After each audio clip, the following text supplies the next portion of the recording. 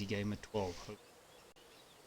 Now, over this weekend, I was playing Wargame Red Dragon.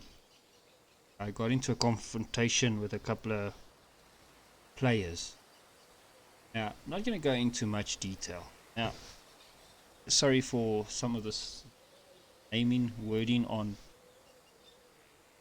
the countries.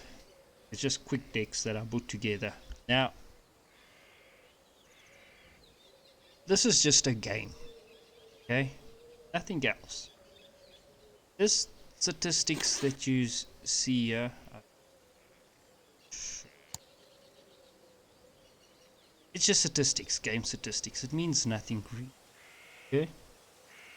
Now, the confrontation was about my playstyle and what I was doing. And something I've noticed on Wargame Red Dragon, people look at your statistics and then they throw you out of games and all that. And quite frankly, it's a lot of bullshit, because the statistics means nothing. You can have a poor win rate, a good win rate. It means nothing. It depends on your play style. Now, if you go look at my statistics, multiplayer games 138, victories 25, defeats 108, draws 5, victory ratio 18.1. So, yeah, it's shit. I do agree, it's bad. But what you also got to remember is, I won't forget the first time I bought this game. I still bought it in a pirate copy at a flea market, and I played it for a long time before I got Steam over there, and then I bought it on Steam, and that's when I started playing a bit online. And then I discovered other games and I went over to those games. And recently, with the new DLC, the South African DLC, I got back into the game and I started playing the game. I've got 120 hours into this game. So never go by statistics. And everyone's playstyle is different from each other. So yeah, if you can go look at all my decks that I have, all of them, it's individual nation decks, not coalition decks, but my playstyle is completely different, and everyone's got their own playstyle. Now, people have come out and said there's a set rules with Wargame Red Dragon that you can misplay it in this way and this way. Now, I think it's a lot of bullshit, because it's interpreted by how you want to play. Now, the games I enjoy playing is 4v4, because it's got a bit of a teamwork into it. And my conversation was about the South African, and people also, I've changed it a bit now, but also other people around. Now, if you go through my deck, if you go through logistics, I've got a Fab, I've got the Super Falcon, whatever, the big helicopter, the Commandos, the 100 cargos, and the 50 cargos. Now, these all play an important role in my strategy, in my deck that I built. Now, and let me just also repeat, I've been wanting to show this game off on the channel for a long time, but never had the right opportunity of putting it. So I thought, now with this argument I had over the weekend with a bunch of players, that I would do this now. Crappy view for this beautiful machine. Now, the Super Bulk Berlin, sorry, it's a supply helicopter, as everyone knows, 1,500 supplies. It's not very good. It's not a lot of supplies compared to other vehicles. But if you put this in a certain place and you use these to resupply, it's a low cost unit, 10 points. This is 75. But with armored divisions moving forward, you don't want to put these at risk, and you don't want to have supply runs running all the way back to your FOB. So this is a stopgap with this. Okay, so that covers that. So it's a supply line chain. This goes out to the center, lands in a place. These supply, they supply this. When they are finished, they go resupply, come back.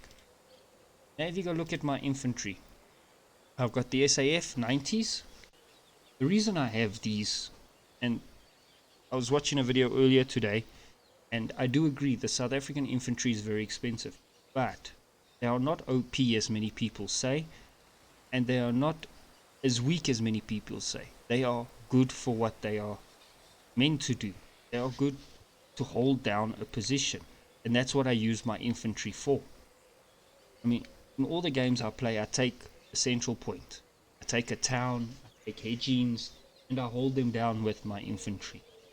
Now, the SASF, South African Special Forces, comes with the Casper K car with a 20mm autocannon. Very effective in dealing with light armored and infantry. Combined with this, with the infantry with their Vickers R3, L plus, and their FIM 92 Stinger. Very handy. Then you don't have to have a Stinger a unit or a Stella unit. You just have these. A bit pricey at $50. At 50 at 30 what's it for? 50 points. But if you go look here, you got 5, you got 20. And if you go to the higher ones, you got 35. So yeah, this is for me a far more better round, and that's why I use them. Then for Mac infantry, I use the Rottle 20. The Rottle 20 has got a very good autocannon. Okay, accuracy of 60%, but the armor is what lets it down. Really, it's the worst piece of it. Sorry, it's accuracy of 20%, stabilized 10%, AP 2, HE power 1, suppression 40, rate of fire. That's where I think it's pretty good, 743 rounds. It's good for what it's meant for, suppression. You keep down while the infantry move forward. Then we go to the infantry. The Mac infantry have the Vickers R1. Okay, they have the Larsa F1. Sorry, my screen is quite big on that. And they have the FN Mag. Pretty good for holding down a place from infantry. No matter who it is, if it's VDO or what, it's pretty good for holding down. In my Milan team come in the Rottle 90. Why do I select the Rottle 90?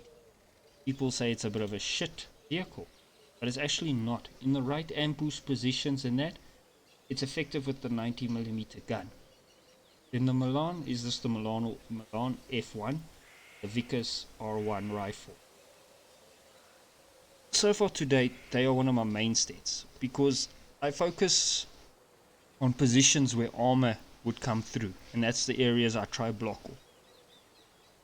With these guys knocking out the armor and my infantry supporting, then I've got another card of Milans with the Rottle 20 with the Milan, just for a bit more extra cover from anti-armor for anti-armor purposes, and they stay in Vickers R1, the Milan F1. Then I've got the Bokop, the Rottle 60. The reason I use the Rottle 60, it's another form of suppressor fire mortar. So everyone would know that. Its range isn't brilliant, but it's pretty good at penning and shocking infantry and even lightly armored vehicles and tanks. And the Bokop come with the Vickers R1, RPG 7 and the Brain L3. So there must have been a shortage of decent fatal submachine guns. But pretty good for town, close quarters. So then I use the G6 Rhino, 2 cards of them. The reason I use this for pinning artillery, long range fire, works brilliant. You can fire, you run away, or pinning down an opponent's artillery. That's the only reason I use these. Then I use the Roykat Z835. Now my problem with it is it gets knocked out very easy by aircraft, and the range is very short. So, but very effective aircraft, hunting aircraft, helicopters, very effective. Then I use the Eastervark. Also, no radar, very hard to find, and it's pretty, with the 20mm autocannon, it's pretty good against light Russian armored vehicles, even the Chinese light armored vehicles and infantry, supporting infantry, and shooting down low and helicopters. Then I've just started recently using the Valkyrie. I haven't played a game with it yet. I was always using the Battalion. But the ammo for the Battalion is not the cluster. It's not very good in my opinion. Even with Infantry, I didn't find it very effective. It would take me a couple of shots to knock out them. So I'm going to be trying the Valkyrie very soon, and we'll see what that is. Now I've got another set of the G6 Rhino. So the reason this lineup is basically just for anti-air support and knocking out artillery, and then for infantry. Now I come to the armor. This is quite an interesting deck. When I remember watching videos when this came out, everyone was saying the Roy cuts are the way to go with this deck. No, I disagree. I go with my infantry. My infantry are my strongest point on these decks. Got the login, yeah, with 4 tanks. They are very good. Very nice. They don't take as punishment as other tanks do, but they are very good with their gun. Is very good accuracy of 70%, stabilize 50%, AP 23, HE 4, suppression 138, rate of fire 8 rounds a minute. This tank is very good. The few times I've actually could bring them into a fight where they could actually hold the line. Then I've got the Oliphant Mark 1B, also very good holding a line, keeping at bay. Very nice, but it's just very slow. All 3 of these tanks. Then I've got the Oliphant Mark 1B optimized. That's what it is. Also, very good tank. Same story. Not very good arm. So don't expect miracles for survivability. But for holding down a line with support, this is king. Got the Roy Cut 76. Now, I haven't had much luck with the Roy. I'll be honest with you. They get knocked out easy. Even in ambush points, I haven't had fantastic luck. Even with the 105, such good luck. Maybe I'm just playing them wrong. So yeah. Then we come to the Recon. I use the SA snipers. These guys with their NTW-20 anti-material rifle. Really superb. I have this with the infantry in town for knocking out Red Fort vehicles. Very good. Lightly armored skin cars, they are very good. And I bring them in the Casper K car again for that 20mm autocannon to back up, especially in towns and bushes and that forests. This is fantastic. Then I also bring out the XH1 Alpha as a recon, but I play this in a tactical way as well. I use this to find infantry and to support my infantry clearing out an area. This autocannon, this 20mm, is pretty deadly.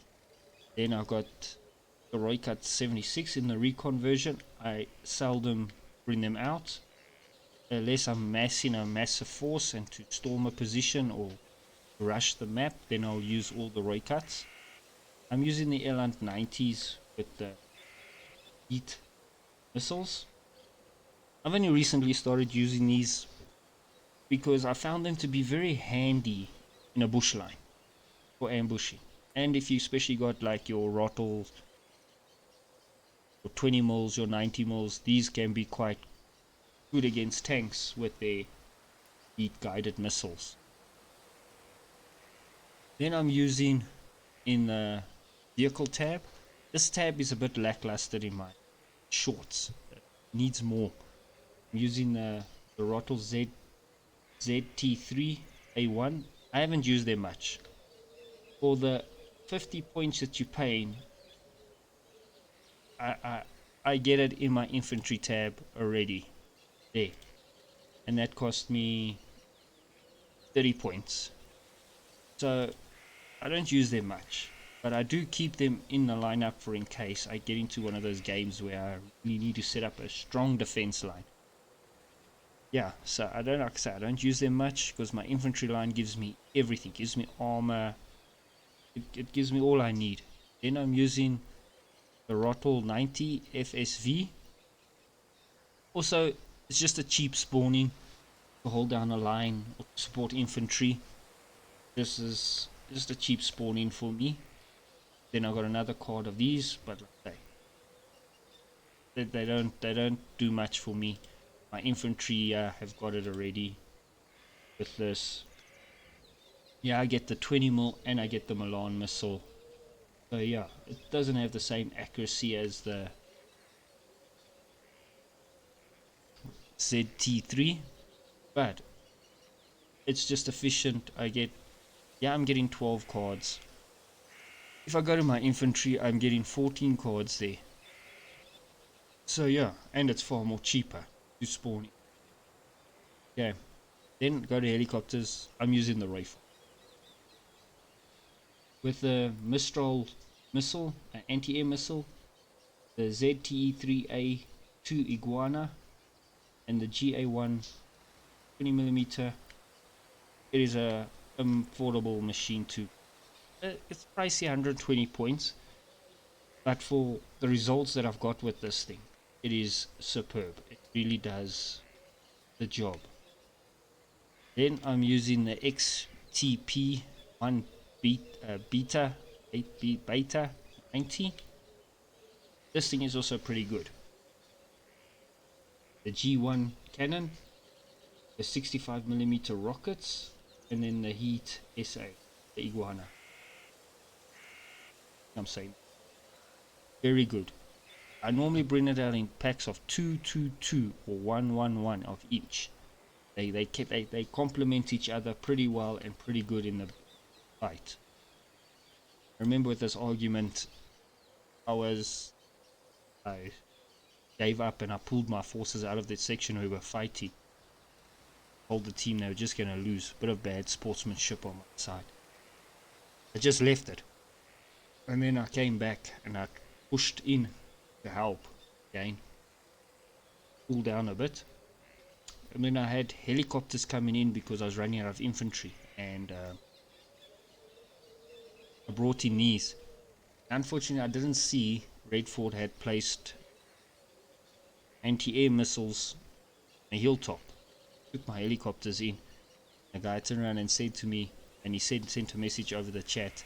Now look at him. Now he's flying his helicopters into anti-air defenses. But I didn't know the guy was there. I never had any recon there. I didn't know of anything that it could have been there. It's just people being shitty and want to be funny. Then I'm bringing them out with the XTP1 Beta 87. Now, like I said, this is almost a similar layout. It just uses the infrared missile. And it's got the 63mm. It's in the same cannon. These three guns running with each other. All three of these complement each other pretty nicely. Now, air, I didn't go for anything spectacular because of the way my force is set up. It's the air I wanted was close air support, but I wanted it to be as cheap as possible. So it's basically shoot if they die. Oh well, they did what they had to. So what I took was the Impala Mark II with its 63mm rockets and its 30mm DEFA 550 gun. It's just for a quick run in, fire off rockets and get out. Then I took the Saber, the F86F. Same story with the machine gun here for nothing. But the 60mm rock, 68mm. Now, this deck is set up to be a defensive and an attacking deck.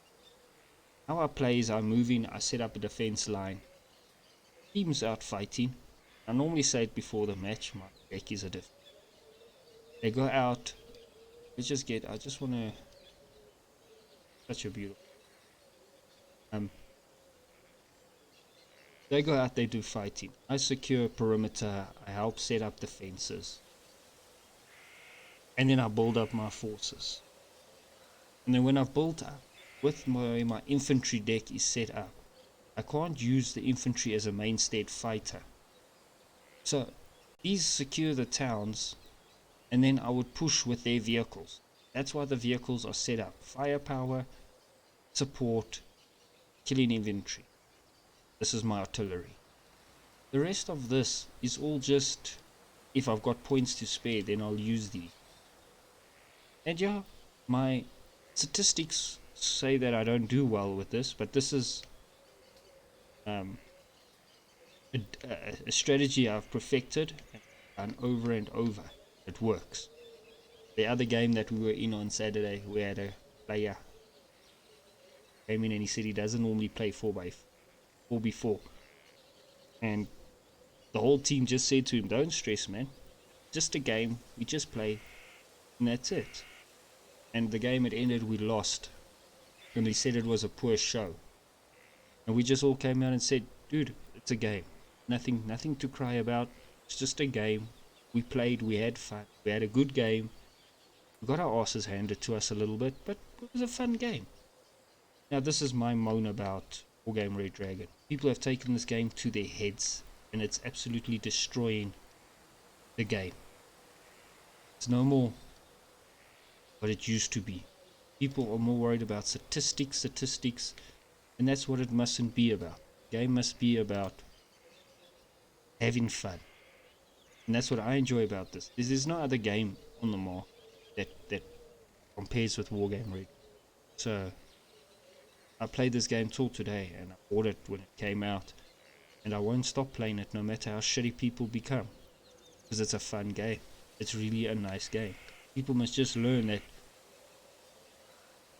we are not all the same. So yeah, but that's my South African. All the people that say it's OP, you guys are wrong. It's not an OP deck. I was watching a video and the guy says the South African deck is nice for early game, but for late game, it's very difficult. And I do agree 100%. For early game, this is a nice deck. For a defensive purpose, this is a nice nation to play for defensive. For killing infantry, for killing commies, this is a nice deck. It gets the job done quite efficiently. So yeah, armor on the vehicles is shit, but the infantry can hold their ground nicely and pretty good. Especially this sniper teams with that anti-material rifle, they are pretty damn good. That anti-material rifle does a world of wonders. At 45 points, sorry, you can only spawn in one group. I would take 2 groups, and you use them as recon and as frontline soldiers. They work pretty good. And I would send how I send my infantry out is groups of 2, and then I send 1, so it's 2, but I separate them, and it works efficiently. Secure a position and hold a position. So yeah, that's the South African deck. Try put this game on the channel. Don't promise much, but yeah, I really enjoy this game. Hope you as viewers also do. It would be nice to hear your thoughts and cover another nation in the next video. One of the nations that I've played a lot with is Russians, but I've lost a lot of interest in them. I don't know why, just can't get back to. As you can see, most of my decks are based around strategy. So yeah, but yeah, that's all I'm going to say about it. And yeah, we will cover this game also in the channel, and we will try to get back onto track. War Thunder's been holding us very busy with the upcoming update and upcoming pass.